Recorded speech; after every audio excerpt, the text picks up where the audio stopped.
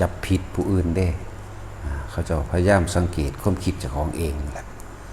สังเกตกายสังเกตวาจาใจของเจ้าของเอง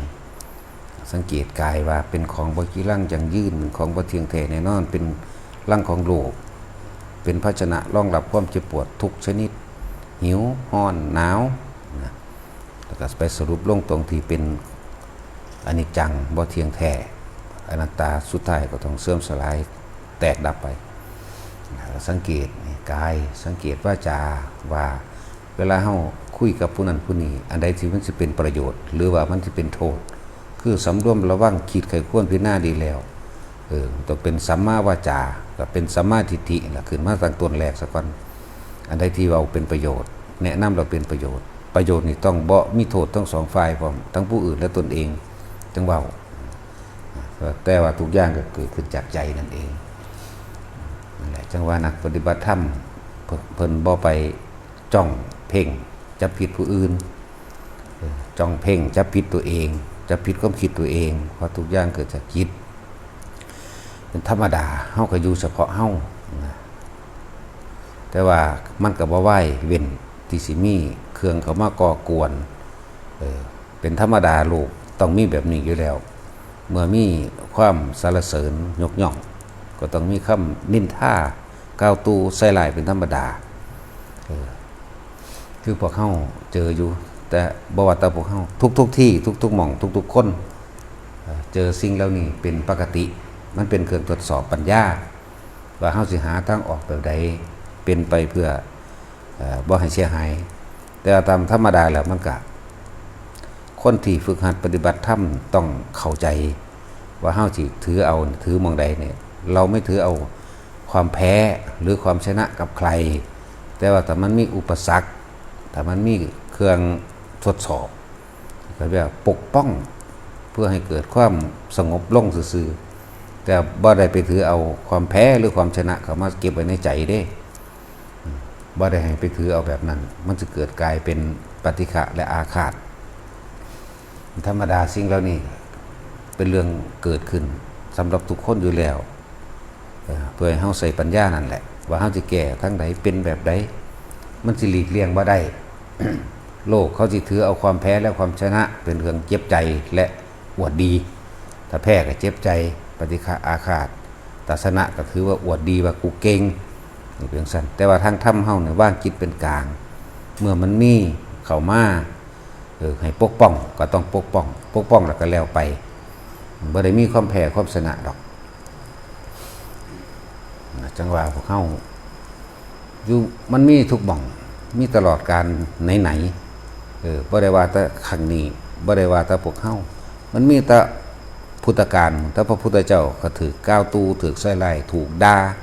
ถูกไล่ขับไล่ถูกรอบยิงรอบตีรอบฆ่าปล่อยเสือปล่อยสัตว์สร้างไล่เหยียบจ้างนายขมังธนูมายิงกิ่งหินใส่นี่มีเบิดเหมือนกัน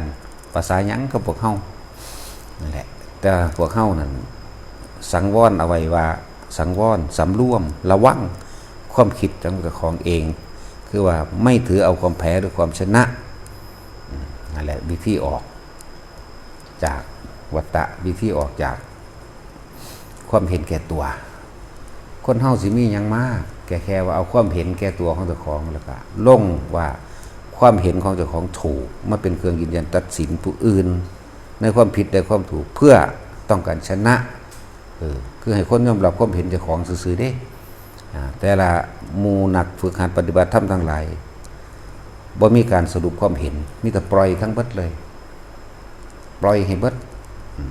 แต่ว่าถ้ามันมีเหตุการณ์มีการปะทะก็ต้องปกป้องเป็นธรรมดาการพูดต่างๆไม่ได้พูดไม่ได้แก้ตัวพร้อมไม่ได้ต้องการเอาชนะไม่ต้องการให้ผู้ใดไม่เห็นตามเห็นด้วยแต่เป็นการพูดประสานสมานมิตรเพื่อเกิดความสงบสันติเท่านั้นแต่ก็แล้วเลิกล่ากันไปอย่างนี้นะถึงว่าเป็นธรรมดามีทุกหม่องมันมีสรรเสริญก็ต้องมีนินทาแหละพระพุทธเจ้าเฮามือเพิ่นตัดสรุเพิ่นหลับหย่าฆ่าจากโสทิยะพรามมา8 กรรมแต่เฮาสิเฮ็ดเป็นปริศนาธรรมก็ว่า8 กรรมนั่นคือหยังโลกธรรม8นั่นเอง เมื่อมีสุขก็ต้องมีทุกข์มีสรรเสริญมีนินทามีลาภสมลาภมียศสมยศได้มาแล้วเสียไปเพิ่นก็นั่งทับสิ่งทั้งหลายเหล่านี้ไว้นั่งทับหญ้าฆ่า8 กรรมแล้วก็8 กรรมอีกอันนึงซึ่งอยู่ในใจ8อีกอันนึงก็คือสัมมาทิฏฐิสัมมาสังกัปโปคือมรรคมีองค์8นี่เพิ่นเอา8กับ8แก้กันจากว่าล่ะ เป็นธรรมดา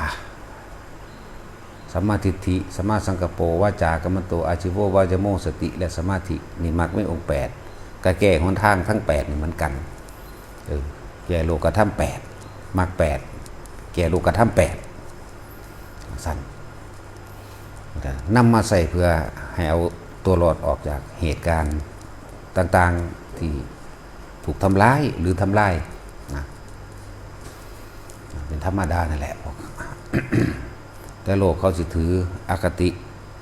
เขาสิโลกถือความลำเอียงเขาข้างเจ้าของเองเด้เขาบ่จักผิดบ่จักถูกเขาบ่จักว่าสิ่งนี้เป็นประโยชน์สิ่งนี้เป็นโทษเขาบ่ฮู้เด้เอาชนะได้อย่างเดียวชนะได้เป็นดีนะมีเป็นพ่อเด้พวกนี้บ่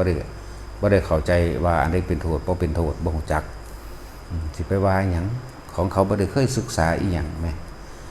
คือพวกเฮาหมู่ภิกษุสงฆ์ทั้งหลายเป็นหยังคือให้ตอกย้ำเรื่องพระวินัยศึกษาพระวินัยเด้อนั่นบัดเฮาเป็นผู้รู้แจ้งแตกฉานในพระวินัยส่วนคนทั้งโลกมันบ่ได้ฮู้จักหยังเด้บ่ได้ฮู้จักอันใดเป็นพระวินัยบ่เป็นพระวินัยคือจังพระเพิ่นก็มีกฎของเพิ่นกฎระเบียบก็คือพระวินัยนั่นเองเพื่อสิเดินทางเข้าสู่ความจริงคือธรรมบัดนั่นแหละจังว่าเฮาจังให้ทุกคนศึกษาพระวินัยรู้แจ้งแตกฉานแล้วเขาบอกมาแนวใดก็สร้างเฮาเอาพระวินัยเฮาเทียบเขาสิเว้าไปตามอารมณ์เด้ของเฮาบ่ได้เป็นไปตามอารมณ์เป็นไปตามพระวินัยนั่นแหละพระวินัยก็เอาไว้แก้จังซั่นแหละเขาสิเอาชนะอย่างเดียวเขาบ่ฮู้จักผิดบ่จักถูกบ่จักประโยชน์หรือโทษเด้ถ้าบ่พอใจกูสิกล่าวตูใส่ร้ายกล่าวคำเท็จโยนความผิดขุดค้นหันเฮาสิเว้าดีอธิบายดีเพียงใดก็ช่างไปหาเหตุผลเร็วๆไปหาเหตุผลอื่นๆมาหักล้างเด้นั่นคือคนทั้งโลกเขาต้องการชนะแต่ทั้งธรรมบ่ต้องการชนะนั่นแหละพระวินัยจึงเป็นเครื่องแก้โลกเครื่องแก้คำคารหานินทาของโลกนั่นแหละเขาบ่ได้ศึกษาอีหยังเป็นธรรมดาแต่เฮาอธิบายแล้วบ่อาจสามารถนั่นแหละกฎหมายโลกจึงจะต้องมาควบคุมจึงบอกให้ทุกคนจะกล่าวคำใดนึกคำใดก็ช่างให้กล่าวไปตามความเป็นจริงให้รักษาสัจจะเพราะว่าสัจจะนี่มันบ่ได้ไปคิดคำอื่นขึ้นมาเพื่อจะเอาชนะหักล้างกันเด้10 ปีที่แล้วเว้าแบบใดก็เว้าคำเก่าบ่ต้องไปคิดคำใหม่เลย